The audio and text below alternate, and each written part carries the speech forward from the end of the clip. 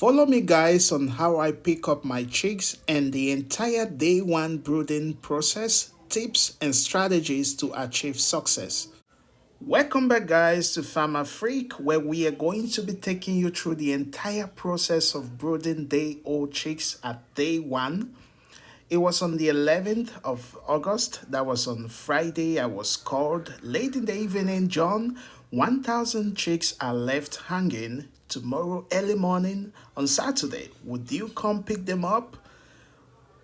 I was like, man, I'm not ready for a new batch yet. I just released my old batch of 2,000 bird. I need to put one or two things together. But then I slept over it. Here I was to Douala that morning. I arrived Douala very early morning, and these were our princesses here. 20 cartons of 50 chicks with one additional for free. Okay, making it 1,000 chicks, which I bought, and 20 for free. One thing I love to do first is to check on the birds, open the cartons, and make sure you thoroughly check if these birds are active. Okay, some suppliers do not even give you the room to do that. Some suppliers, they even seal the cartons for you after they must have selected in the company. So I check these guys whether or not they are very active and looking good. On this badge, I would say yes, 100% they are good, guys. Loading has completed, and we should be on our way back to Limbe. It should be taking us like an hour 30 minutes to an hour 40 minutes. And one thing I was so grateful of is the weather. Okay, guys, we enjoyed a smooth weather. Okay, and I was scared of rains, but we were lucky to make it through to Limbe without rains, and it was just absolutely nice, a good ride. We're enjoying the ride, and it is just a very cold and calm weather day, and back to Limbe we've arrived.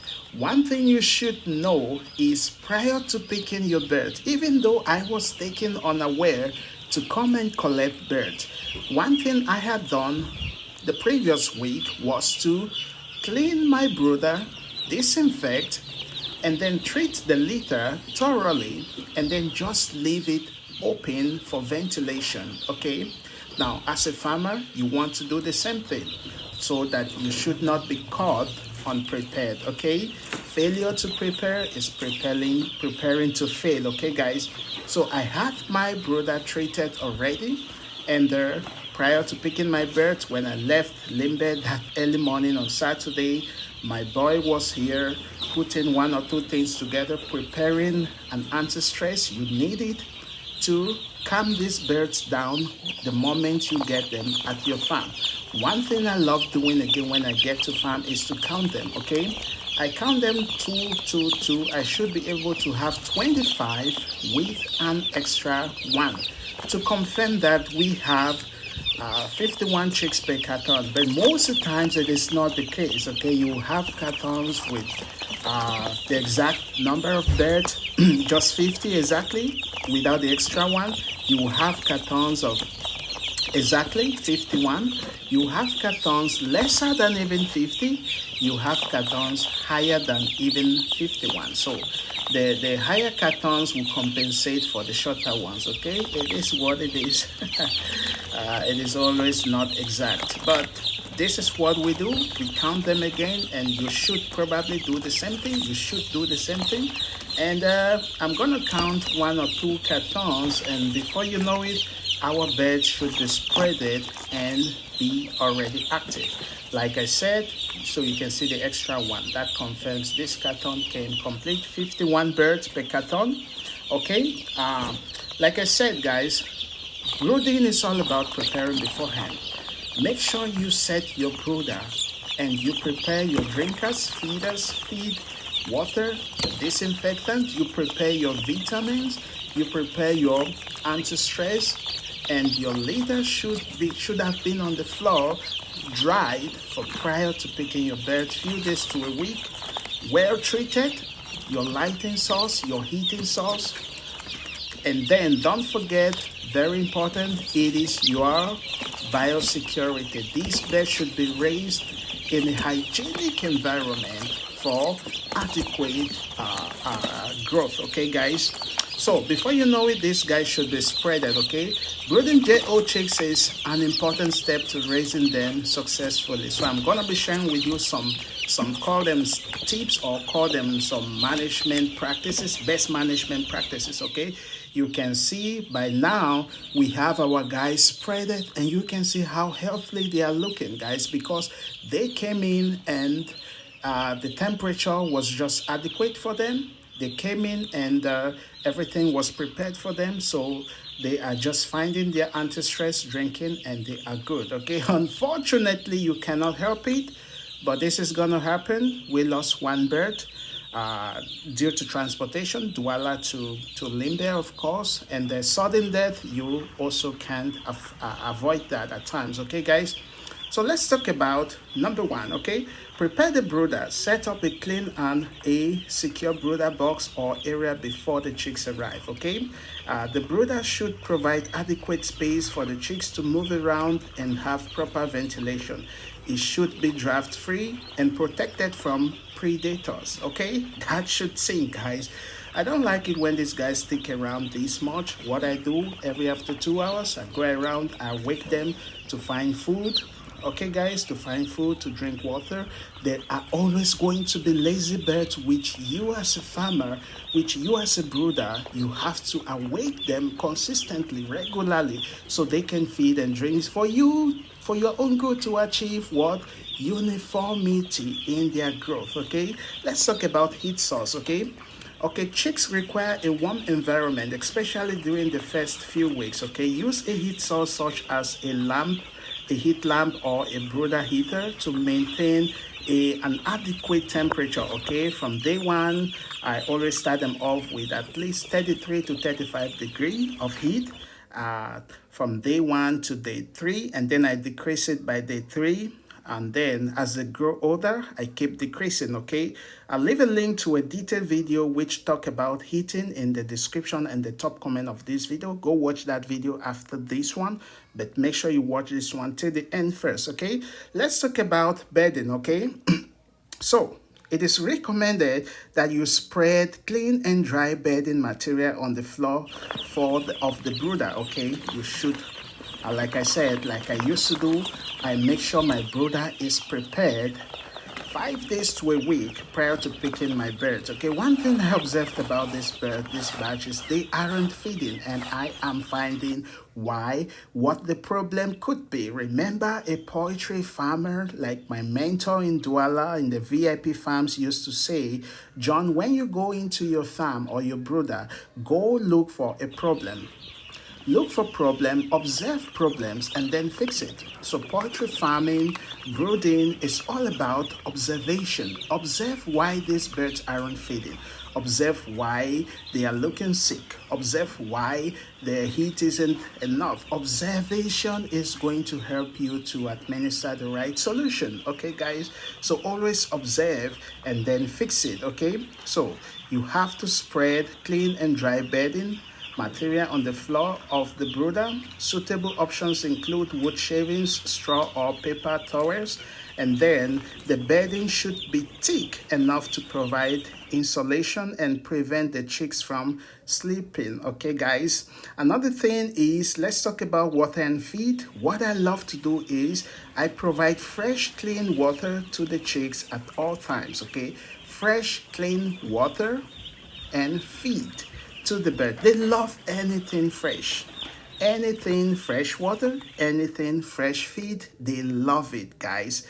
They love fresh feed, fresh water. So constantly try to change it. That is why when at this stage of their life, when I give them feed, I don't give them a lot of feed at a go. I give very slightly small so that I can always constantly change for them to have the fresh feed and the fresh water that they need. And what I do at day one also, we pick 5 birds, weigh them, and then try to mark them to keep track of our growth and our success on the batch. Okay, normally at day one they should weigh at around 40-45 upward, guys, and then we look for something like a bowl marker, and then we mark this bed. This one is weighing 44 grams. We mark at least 5 birds. From these 5 birds we are able to track our success rate within the few days to a week, and then to see how we are performing, guys. These are tips that you don't want to miss. Okay,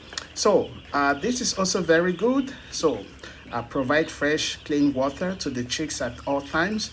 Use a shallow waterer or chick waterer to prevent drowning. Okay, offer a commercial chick starter feed, especially formulated for their nutrition needs. Okay, so what I do is at day 1 to day 7 at least, I offer them a commercially formulated feed to boost their immune system up, and then you can start mixing your own feed if you want. Okay, place the feed in a shallow dish or feeder that is easily accessible to the chicks. You can see I even use these cartons here. Okay, so these cartons, it is easy. You can see my feed is around the plate. It is easily accessible at all times. Remember, one thing you want to have them do for the first 24 to 48 hours is to feed and feed and feed and drink. Okay, guys, you should be able to achieve their cup being full within 24 hours. Let's talk about lighting.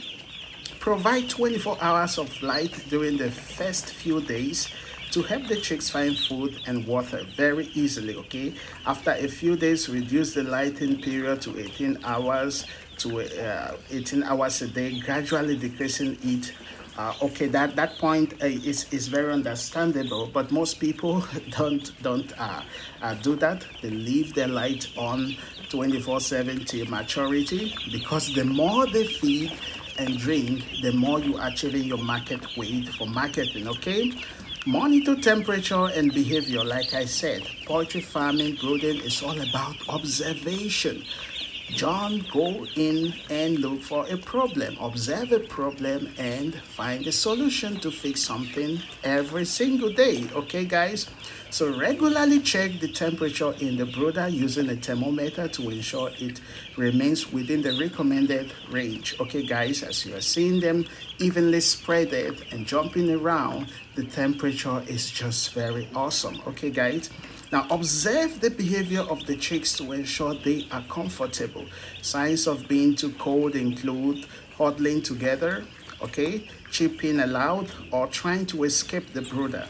Signs of being too cold or too hot, include panting, okay, staying away from the heat source, or spreading their wings. Okay, go in there, observe for these signs of illnesses, signs of being too cold, signs of being too hot, signs of no appetite, signs of weakness. Do this observation and fix the problem, guys. Fix a problem daily. Now let's talk about health and hygiene. Okay, maintain a clean brooder environment by removing wet or solid bedding regularly. Okay, and then good hygiene practices such as washing your hands before handling the chicks are essential to prevent the spread of diseases. Guys, watch for signs of illness such as lethargy, a decreased appetite, or abnormal droppings. Okay, and consult a veterinarian if necessary. What I have observed with this batch is that they aren't feeding, and now I'm trying to find out just why. Is the heat not enough? Is it coming from the feed, or should I administer vitamin? So you can see one of the birds with the red pen up on the head, right? It's amongst the 5 that we marked. Okay, guys, it is funny, but it is what it is. Okay, we are just trying to do the same thing we did on our last batch, which resulted to success. Okay, poultry farming is all about repetition. If one thing works, repeat it. Okay, excellence is all about repetition. If one thing works, repeat it again and again. Okay, guys, let's talk about another thing, gradual integrations. Okay, so I'm observing their poop also. Is this poop healthy? Is it looking good? Are they sick of something? Poultry farming and brooding is all about observation. Gradual integration, okay? As the chicks grow, they will require more space. Gradually increase the size of their living area or move them to a larger cup when they are ready. Introduce them to the outdoors again, that is for people who are doing outdoors, okay? But gradual integration consists constantly or regularly monitor their growth and then add up their space, okay? Now when it come to stocking density, it is very important to achieving growth and then uniformity. You don't want to let them choked up. It is going to prevent their growth, okay? Remember that these steps are general guidelines only, and it's important to refer to specific guidelines provided by your hatcheries, okay? By where you bought the bird, they may have their own specific requirements, or your poultry expert may have told you what to do for the particular breed of chicks you are raising, okay? I hope you're finding some value so far and you're learning something. If you do, I'm happy. Please show me some love, leave a thumbs up on this video, and don't forget to leave me your concerns in the comment section should you have any. I will respond to every comment almost immediately. And should you want to reach out to me, I'm here in Limbe, Central Africa, Cameroon. You can go to my About page, to my About section here on YouTube, and you're going to find my email. Drop me a message and I'll get back to you almost immediately, guys. Follow up with what is going on here at Farm Africa, especially on this batch, as I'm going to be bringing to you constant update, and then you're going to be following and tracking our success rate together. It is very important. Oh, look at that one, has just dropped dead. There is one thing you cannot avoid: sudden death, okay? Now, you may do all what you need to do, everything, and you may do it all your best, but then if a bird is gonna drop dead, it's gonna drop, okay? There is nothing you can do about it. Just learn to pick it up and then move on with your observation, finding problems and solutions, and that is how you are going to succeed as a poultry farmer, guys. So most of those sudden death is coming from genetics, okay? Remember, when there is an error, when there is a problem with the parents' flocks, it also affects the chicks at their first few days of living. Okay, guys? So there's nothing you can do with sudden death. If they are gonna drop dead, they are gonna drop, okay? So for now, day one, these guys are good, but though they aren't feeding like I expected, I keep observing, and by day two, I should be able to bring to you update, day 2 or day 3. Sometimes I shoot these videos and then I take a day or two before I upload. Like this one is coming to you today, but it was shot on the 12th, guys. So stay blessed. I will be seeing you around.